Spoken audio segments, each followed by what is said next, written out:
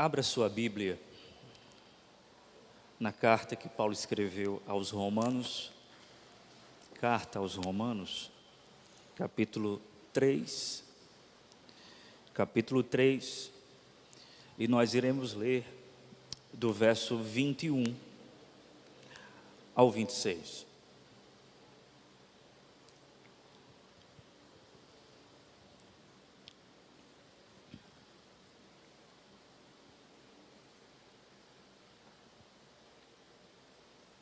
No primeiro domingo nós falamos sobre o sola Escritura, aquilo que é o princípio formal da reforma protestante. No segundo domingo foi o sola gratia.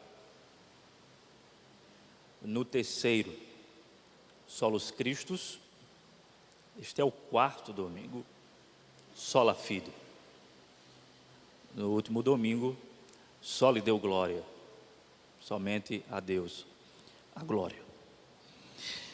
Para esse sola, o sola fide, eu quero ler essa porção textual da carta que Paulo escreveu aos Romanos, capítulo 3, do verso 21 ao verso de número 26.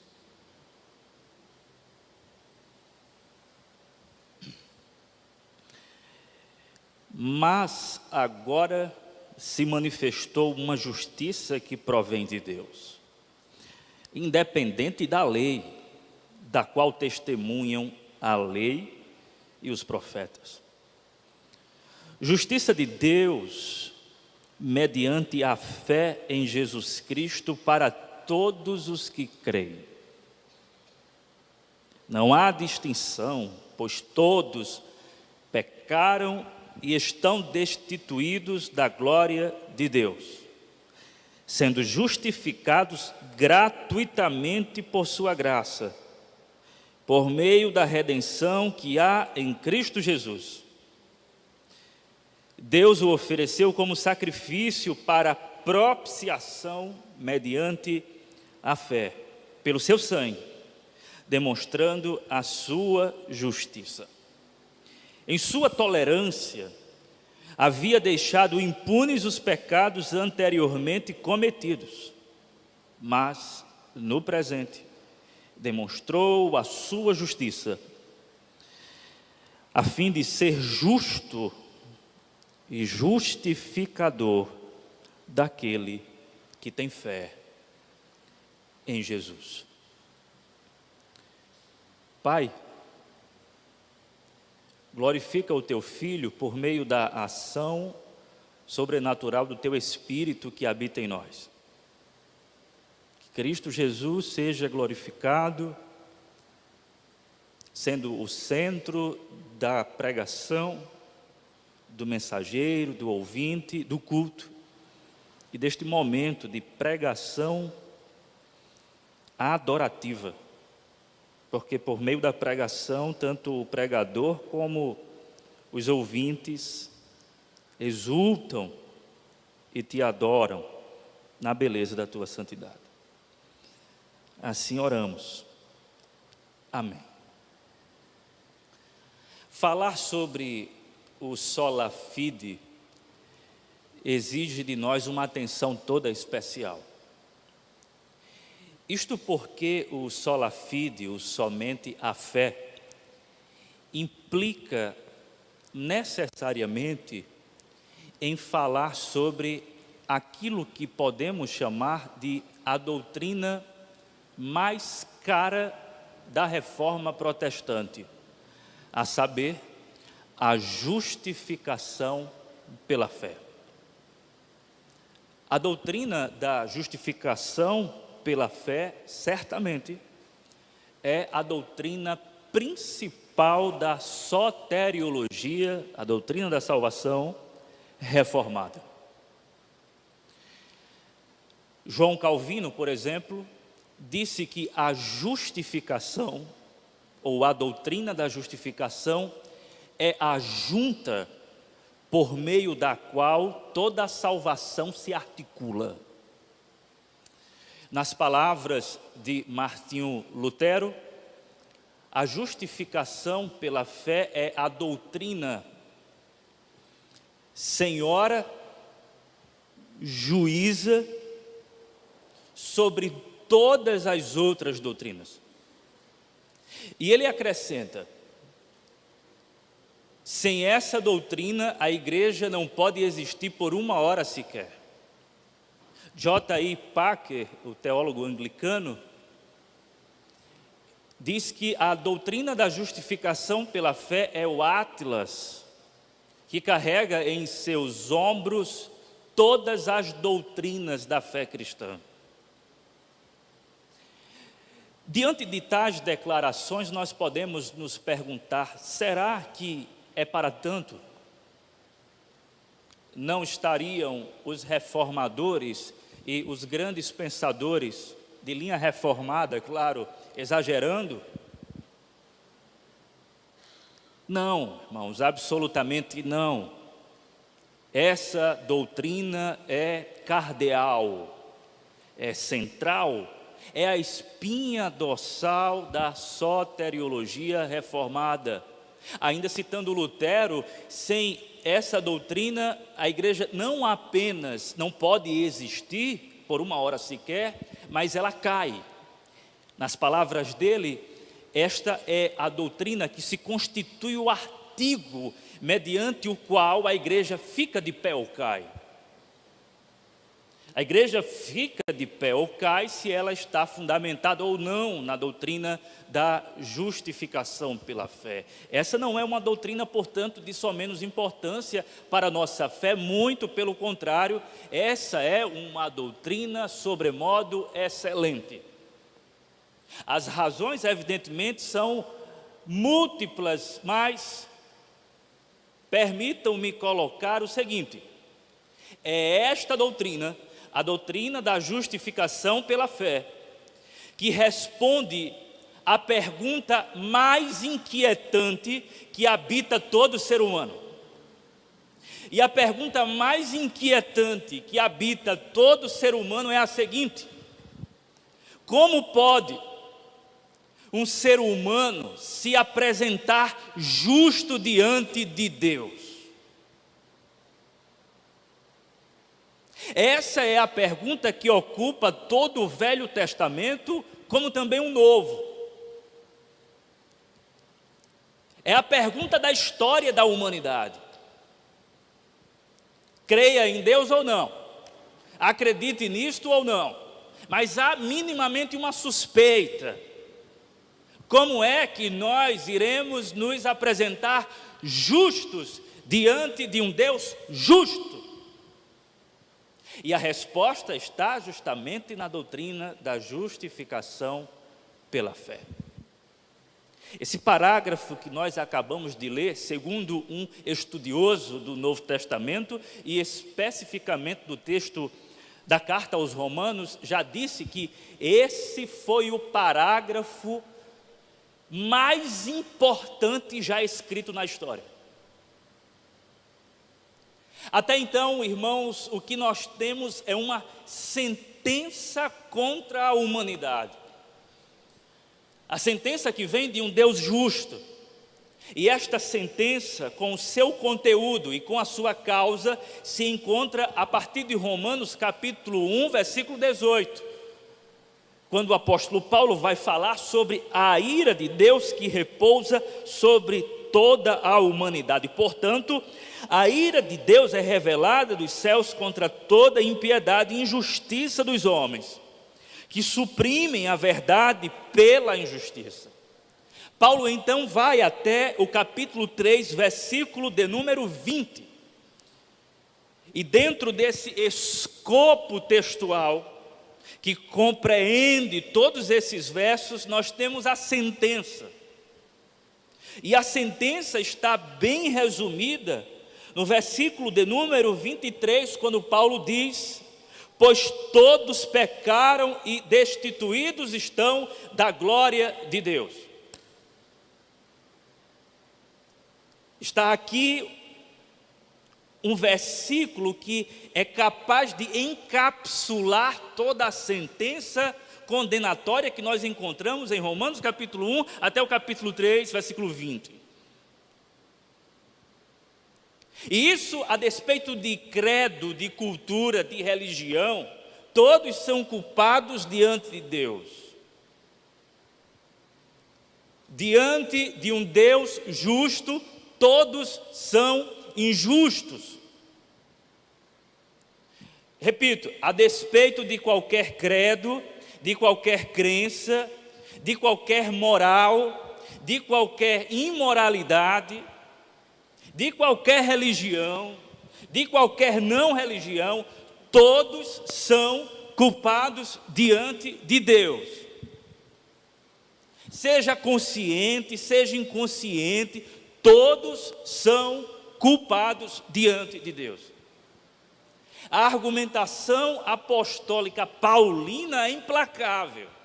Não há desculpa nossa. Nós suprimimos a verdade de Deus.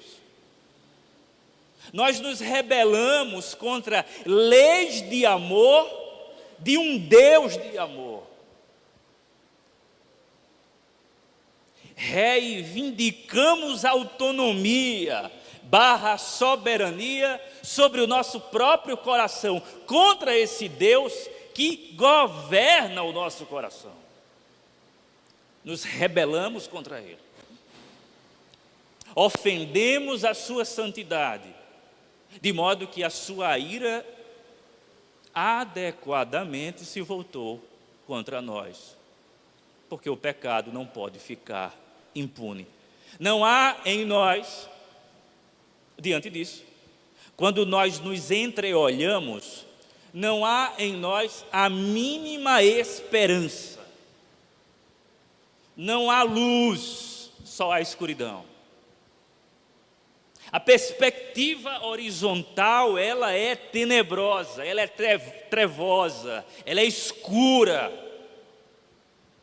Nós, quando olhamos para nós mesmos, nós não encontramos socorro. Não há virtude em nós. Não há um fiapo de possibilidade de virtude que possa fazer com que Deus olhe para nós e diga: eu vou fazer alguma coisa por causa disso. Não há.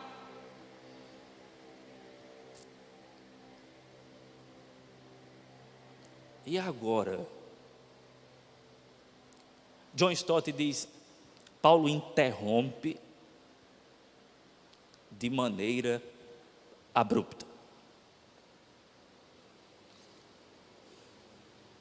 O inverno do nosso pecado e da nossa culpa dá lugar ao sol da justiça. Porque, de repente, irmãos, depois do versículo 20, quando Paulo diz: portanto, ninguém será declarado justo diante dele, baseando-se na obediência à lei, pois é mediante a lei que nos tornamos plenamente conscientes do pecado. Versículo 21.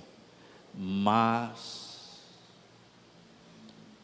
isso deve nos remeter ao mas, lá de Efésios capítulo 2. Temos aqui outra vez a poderosa conjunção adversativa. Mas agora se manifestou uma justiça que provém de Deus, independente da lei, da qual testemunham a lei e os profetas. E Paulo então faz brilhar sobre nós, sobre o nosso inverno, o sol da salvação, somente pela fé em Jesus Cristo. A resposta à pergunta: como pode um ser humano, ou o ser humano, se apresentar justo diante de Deus? A resposta está neste texto. E ela pode ser resumida da seguinte maneira: o homem só pode se apresentar justo diante de Deus pela graça de Deus, mediante Jesus Cristo, exclusivamente pela fé. Pela graça de Deus, baseada em Jesus Cristo, exclusivamente pela fé. O que temos aqui então é a origem da justificação, a base da justificação ou fundamento e o meio da justificação. Para entendermos então melhor a resposta e o texto, vamos por parte. A origem da nossa justificação. Qual é a origem da nossa justificação? A resposta é a graça de Deus. Mas agora se manifestou uma justiça que provém de Deus, independente da lei, da qual testemunham a favor de Deus, de uma provisão graciosa que supre a nossa maior necessidade, a necessidade de justiça que temos. Porque não basta, escute isso, é importante, não basta ser perdoado.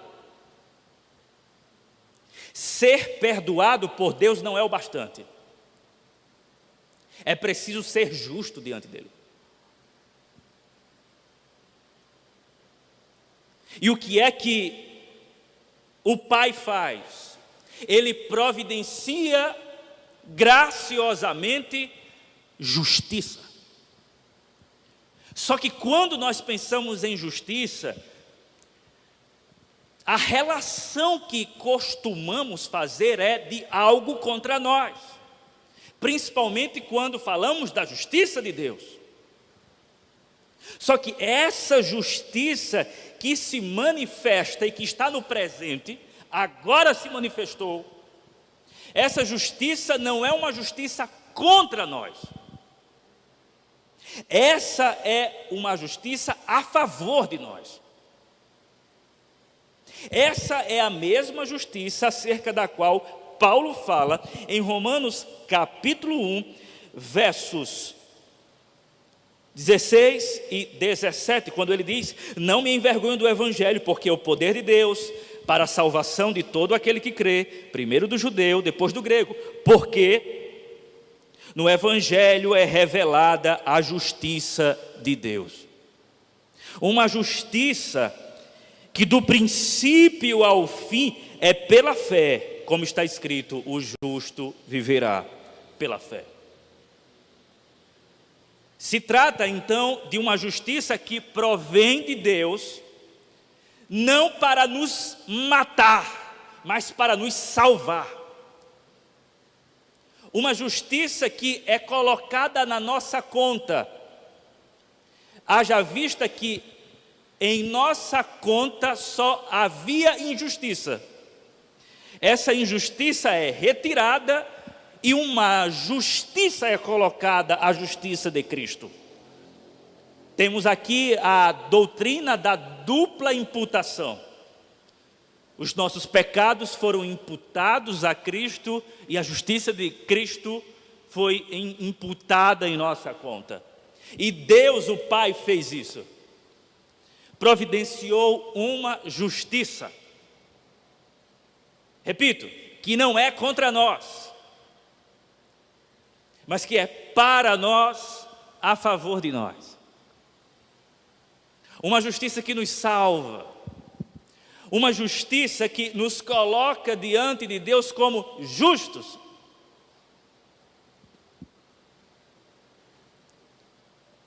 Essa graça jorra para nós justiça. Justiça que nos coloca aprovados diante de um Deus justo. Perceba, Com efeito,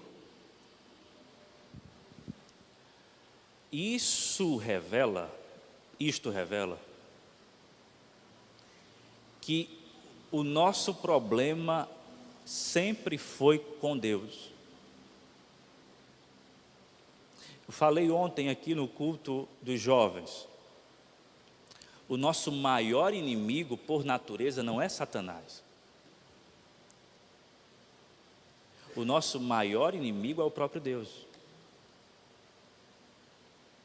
Porque Ele é um Deus que se ira, não como um Deus pagão que tem emoções incontroláveis e que se ira, mas como alguém que se ira contra o mal e que responde com ira. É a justa retribuição de Deus. E se o mal habita em nós, se a injustiça habita em nós, o que esse Deus deve fazer? Destruir o mal, o que implica em destruir-nos.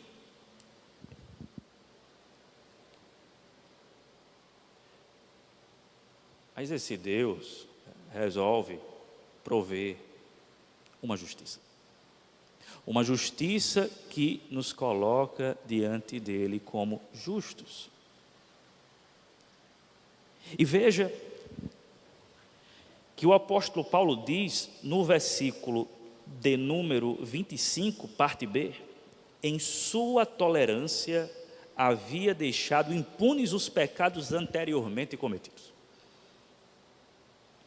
Ninguém foi capaz de se apresentar justo diante de Deus. Quando nós olhamos para os sacrifícios expiatórios do Antigo Testamento, tais sacrifícios expiatórios são provisórios e parciais. Eles não resolviam o problema da justiça. Deus não ficava satisfeito com aquilo que Ele mesmo exigiu, porque os sacrifícios do Antigo Testamento estavam apontando para a grande realidade sacrificial que é o Cordeiro Pascal, Jesus Cristo. Esses apontamentos, que são sombras, eram provisórios e, portanto, não eram suficientes. O que está acontecendo aqui? Deus está tolerando pacientemente o seu povo em pecado, enquanto não providencia uma justiça. Mas agora se manifestou uma justiça que provém de Deus, independente da lei, da qual testemunham a lei e os profetas. De acordo com o apóstolo Paulo, irmãos, vejam, essa justiça é independente da lei, ou seja, não é uma justiça que é por causa da lei ou da nossa pretensão de cumprir a lei. Porque nenhum de nós é capaz de cumprir a lei, tendo em vista que a lei só pode ser cumprida quando o ser humano faz tanto exteriormente como interiormente. Assim sendo, você pode até cumprir a lei do lado de fora, mas nunca será capaz de cumprir as exigências dela do lado de dentro. O problema não está no nosso comportamento. O problema está no nosso coração. Na nossa rebelião, na nossa idolatria, na nossa injustiça. Deus então providencia uma justiça. E assim Deus se acerta com Deus. Isso aqui, irmãos, é de pararmos um tempo em casa e pensarmos isso. Porque Deus se acerta com Deus. Ele olha para você e diz assim: você tem um problema comigo. Você é injusto. Você pode até admitir isso. mas você não pode resolver. E Deus diz assim: eu vou resolver o seu problema comigo. E Deus se resolve com Deus. Deus nos salva de Deus. Nós fomos salvos da ira de Deus, por meio de uma justiça que Ele derramou sobre nós, não para nos punir, mas para nos salvar. É aqui, irmãos, que o Evangelho encontra antítese absoluta com todas as demais religiões que, obviamente, não estão de acordo com esse Evangelho. É aqui onde temos a exclusividade da mensagem do Evangelho e a antítese absoluta. E qual é a antítese absoluta? O teólogo suíço Emil Brunner, ele vai ilustrar da seguinte forma: a antítese entre o Evangelho e o que ele anuncia e as outras mensagens e o que elas anunciam é acerca de movimento. O que ele quer dizer com isso? As demais religiões que não estão de acordo com o Evangelho acreditam em um movimento de baixo para cima. O Evangelho anuncia um movimento de cima para baixo. Quando o assunto é religião, espiritualidade, isso tem a ver com movimento. Aliás, quando se fala de religião, o próprio termo religião, religare, tem a ver com essa tentativa do homem querer se ligar com Deus. As religiões tentam, de alguma maneira, compensar o estrago. O que é que podemos fazer para chegar ao alto? Diante de Deus, na presença de Deus, o que é que nós podemos fazer? Emil Brunner vai dizer, a questão toda é uma questão de movimento. As religiões se movimentam de baixo para cima, ou tentam. O Evangelho se movimenta de cima para baixo. Isso me faz recordar as palavras do grande avivalista do século XVIII, George Whitefield, quando certa vez em uma mensagem ele denuncia as boas obras como tentativa de salvação e diz assim: tentar chegar ao céu por meio de boas obras é como tentar chegar à lua por meio de uma corda de areia. Impossível. Ele era muito chocante em suas ilustrações. Tentar chegar ao céu por meio de boas obras é como tentar chegar à lua por meio de uma corda feita de areia. Não podemos. Deus veio até nós. Ele providenciou justiça. O favor dele foi derramado sobre as nossas cabeças, não a ira dele. Nós encontramos favor de Deus não porque subimos, mas porque Ele desceu. Esta é a mensagem do Evangelho, porque Deus amou o mundo de tal maneira que deu seu único Filho para que todo aquele que nele creia não pereça, mas tenha a vida eterna. A origem da justificação é a graça de Deus.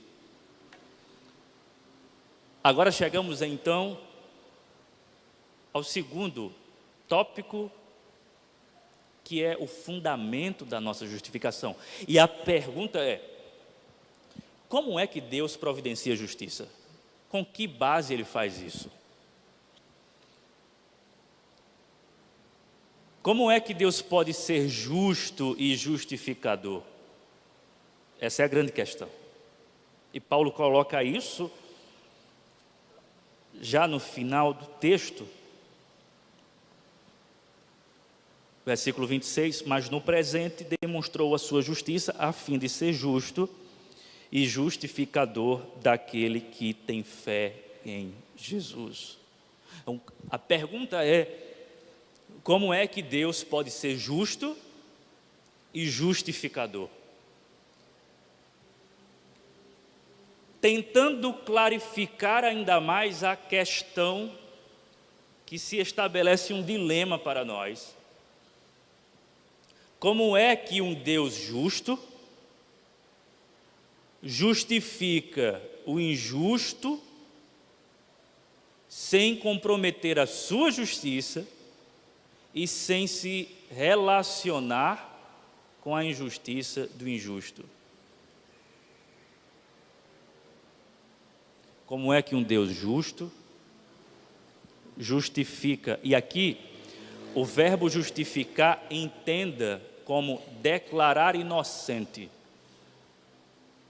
E aqui, para tornar a questão mais tensa, eu vou voltar à pergunta, mas só para tornar a pergunta mais tensa,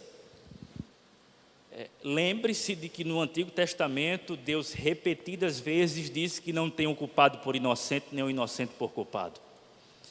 E se tem uma coisa que Deus abomina, é a injustiça que é feita na terra. Ele não somente abomina aqueles que têm o inocente por culpado e o culpado por inocente, como ele mesmo não tem o inocente por culpado e o culpado por inocente. Então, a questão volta com uma maior crise. Como é que esse Deus faz algo que ele mesmo abomina?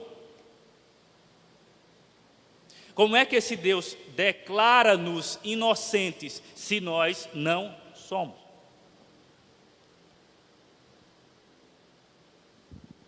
É escandaloso isso. Uma ilustração minimamente razoável seria de um juiz dizendo para um criminoso que cometeu vários crimes, olhar para ele e dizer assim: eu sou juiz e eu quero te declarar inocente. Ninguém ficará satisfeito com isso. Ele precisa aplicar a lei. Ele precisa fazer justiça. Ele precisa ser justo. Como é então que o justo juiz declara-nos inocentes se nós não somos? Como é que um Deus justo justifica o injusto sem comprometer a sua justiça e sem se relacionar com a injustiça desse injusto? E a resposta a esta pergunta consiste na pessoa bendita de Cristo Jesus. Ele é o fundamento da nossa justificação. E aqui ao menos duas palavras-chave devem tomar conta da nossa atenção: redenção e propiciação. Veja o que diz o texto. Versículo 23, pois todos pecaram e estão destituídos da glória de Deus, sendo justificados gratuitamente por sua graça, por meio da redenção que há em Cristo Jesus. Deus o ofereceu como sacrifício para propiciação mediante a fé. Redenção e propiciação são dois aspectos da obra salvífica de Cristo Jesus. Redenção, um termo tomado emprestado de uma sociedade patriarcal do Antigo Testamento, onde não era muito difícil alguém contrair uma dívida e assim vender a sua própria vida. Não tendo como pagar, o sujeito vira escravo e diz: eu pertenço a você. Por isso que no Antigo Testamento entra a figura do Goel, do Redentor, aquele que vai pagar a dívida para libertar o escravo.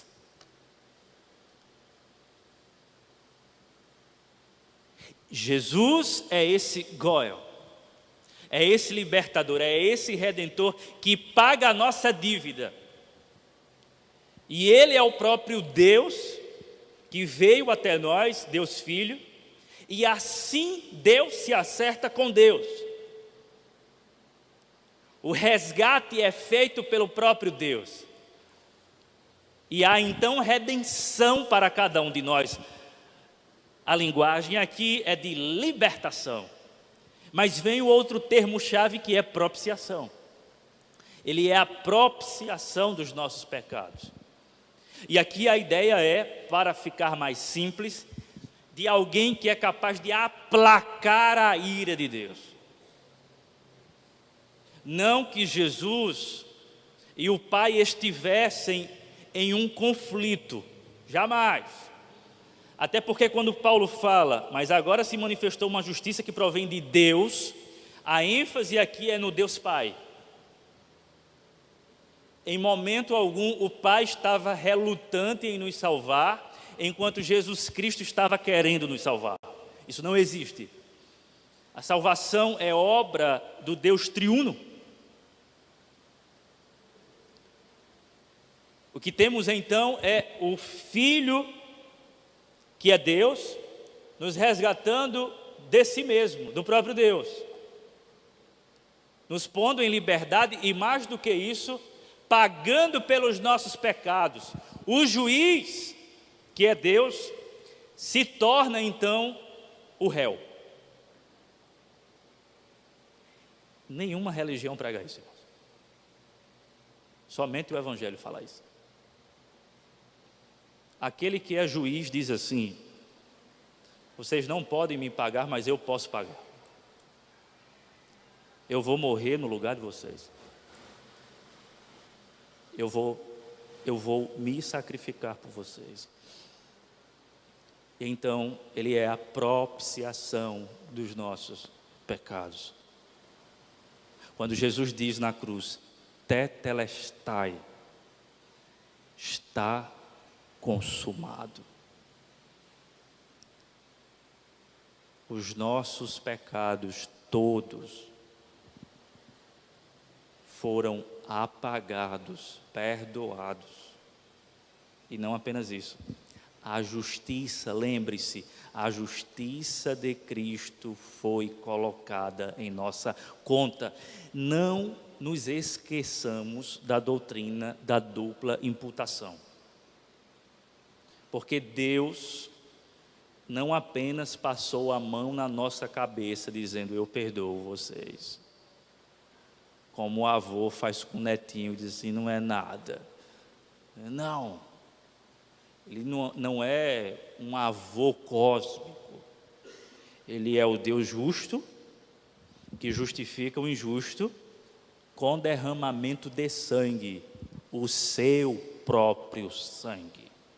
E assim, a ira de Deus é satisfeita, porque o pecado é punido, mas não apenas o pecado é punido, mas o homem Jesus Cristo que nos representa é punido e morto em nosso lugar, mas não somente isso, Ele ressuscita em nosso favor e por causa da sua ressurreição, então, nós temos justificação para sempre.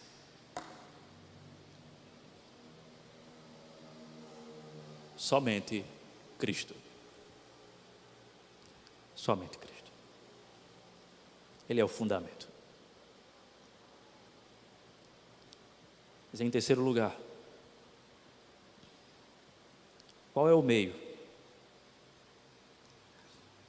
O instrumento, a fé. E aqui nós chegamos, talvez no ápice da nossa mensagem.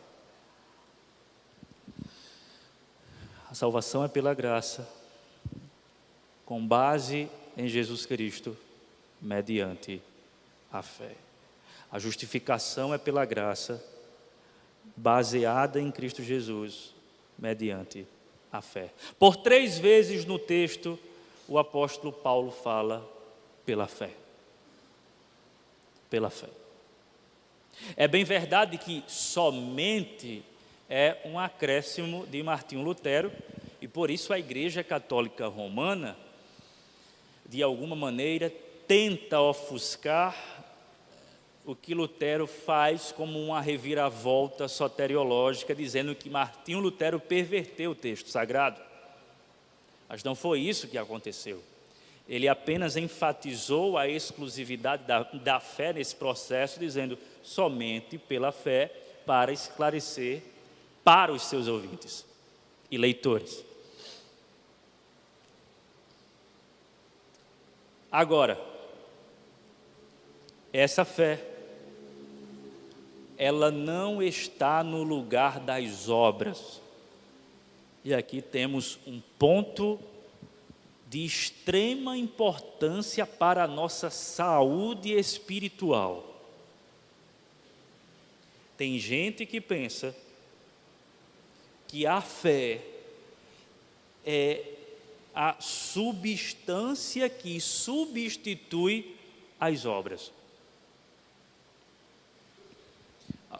Algumas linhas evangélicas fazem essa substituição.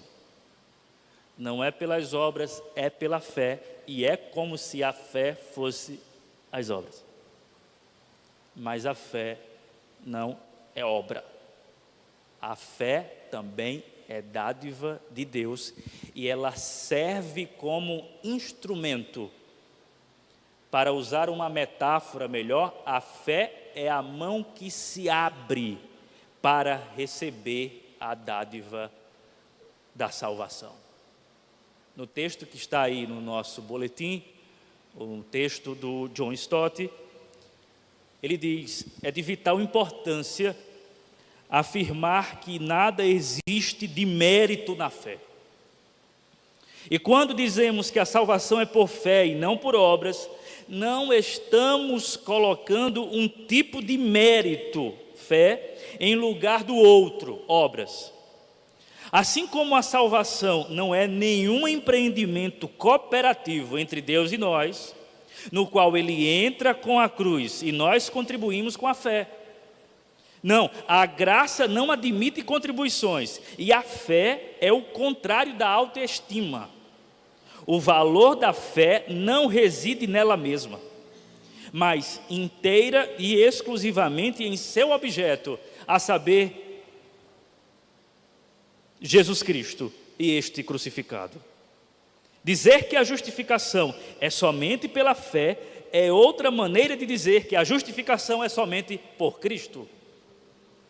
A fé é o olho que a contempla, a mão que recebe a sua dádiva gratuita, a boca que bebe da água.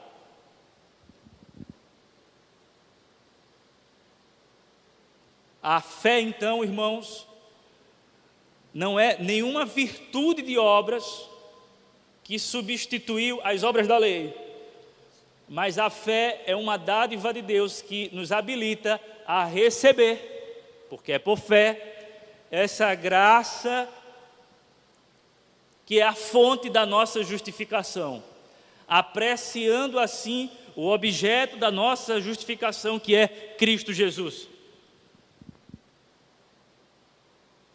O mérito não está na fé, o mérito está naquele em quem depositamos a nossa fé. Não é fé na fé. Não creia na sua fé. Creia no objeto da sua fé. Não confie na sua fé. Confie no conteúdo da sua fé. Não confie na sua própria convicção. Confie naquele em quem a sua convicção está apoiada, em Jesus Cristo. Amados irmãos, um homem de fé e que foi justificado pela fé somente, ele não olha mais para si mesmo e nem espera nada mais de si mesmo. Ele também não olha mais para o que ele foi. tampouco olha para o que ele é agora, muito menos olha para o que ele será. Um homem de fé olha exclusivamente para Jesus Cristo e sua obra meritória, e nessa obra descansa inteiramente.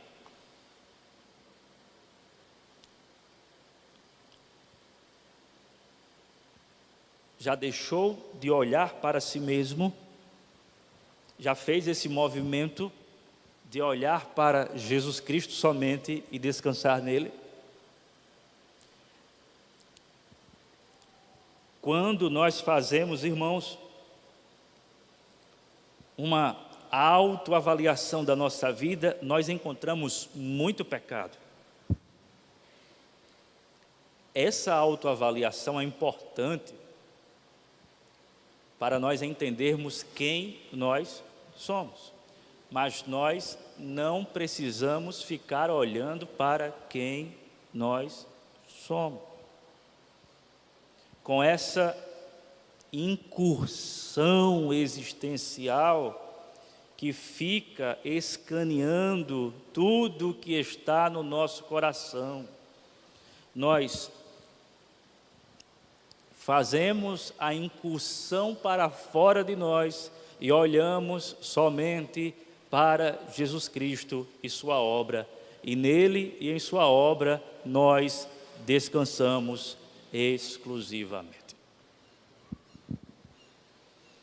É somente pela fé. É somente pela graça. É somente por Cristo. E é por isso que no próximo domingo será só lhe deu glória, somente a Deus a glória. Não restou nada para nós. Todos os apoios foram tirados. Só nos restou a fé em Jesus Cristo, nosso Senhor e Salvador. A Ele glória para todos sempre. Amém. Fique de pé, por favor.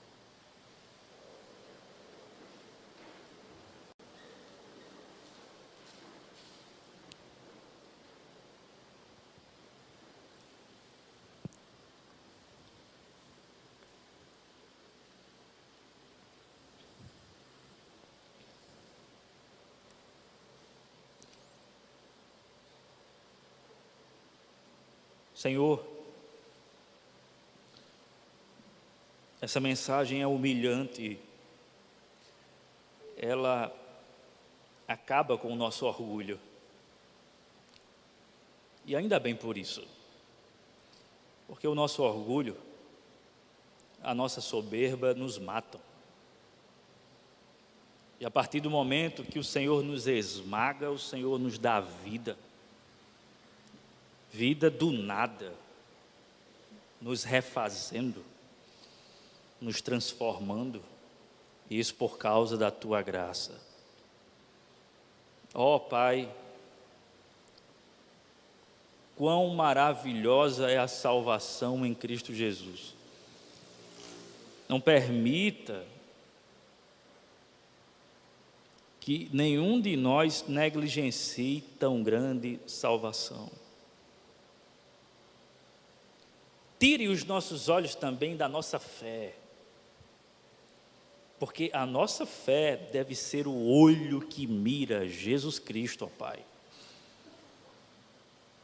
A nossa confiança deve estar inteiramente depositada em Jesus Cristo, em suas obras e em seus méritos. A Ti toda a glória. Essa é a nossa oração, no nome de Jesus. Amém. Você pode sentar por um minuto, eu vou impetrar a bênção. Aliás, vou chamar o pastor Lorinaldo para fazer isso, para ficar lá atrás. Eu quero dar um aviso importante, é sobre o evento do Ministério Esther, que vai acontecer. Tá? O pessoal que está aí pode colocar, por gentileza.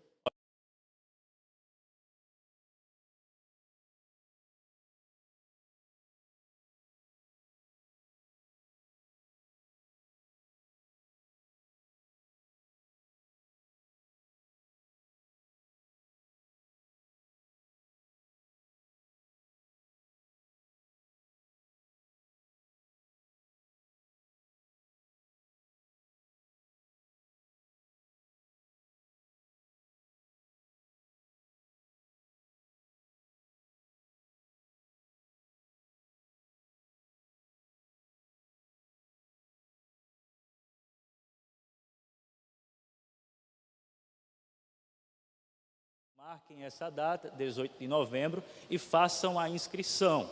Fernanda está ali atrás para pegar os nomes, tá? Então, lembrando não, né, que vocês não sabem, mas as inscrições são limitadas. São limitadas. Então, faça a sua inscrição, pegue logo aí o seu lugar e aproveite, tá bom? Deus abençoe, pastor Linaldo, por gentileza. Meus irmãos, nos ponhamos de pé, após sermos abundantemente alimentados pelo Senhor, não é? Nesta noite, recebamos a bênção apostólica.